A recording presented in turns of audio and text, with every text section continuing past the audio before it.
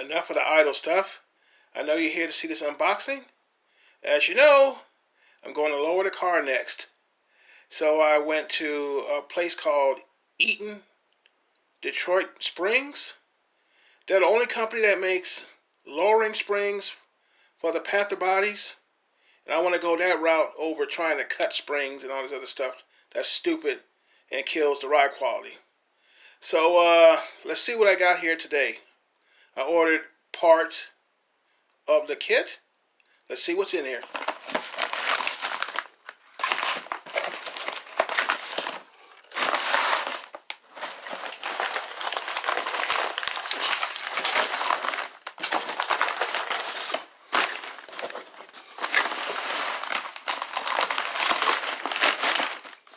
Let's open these up.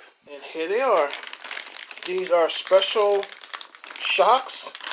These are for the back, and these are for the front.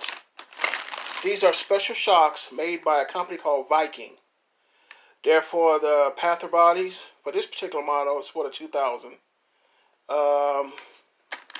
They're designed for lowered cars, so you won't have that really harsh, bouncy ride. And if you use stock struts and shocks, they have a tendency to blow out or go bad early because of the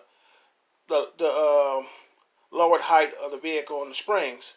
So they recommend you get these and not to use regular struts and shocks if you lower the car lower than an inch and a half or an inch and a half and lower. I'm going for a full 2 inches, so I need the special struts and shocks. They're a little expensive, but I want to have the lowered look and still have my ride quality. I don't want to mess up the ride of the car because the car drives nice. So this is the first parts I got for it. The next thing I'm going to get is all the rubber isolators and the installation kit for this.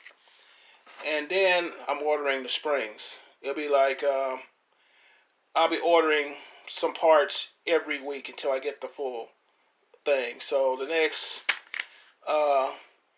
package or parts I'm going to be ordering is the installation kit with all the little hardware you need. And then I'm going to start ordering the springs. A pair for the front and then a pair for the back. And then we can go to the shop and get this done. And then the wheels will be last.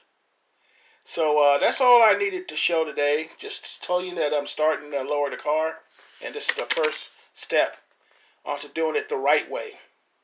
I don't want to make a video where I'm taking shortcuts and cutting springs and all this other stuff, and the car rides like shit.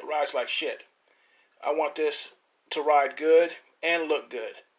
So I'm probably going to leave the parts number and the website where you can get the springs and all the shocks and everything in the description, so you can duplicate what I'm doing right here. Until next video, I'll see you.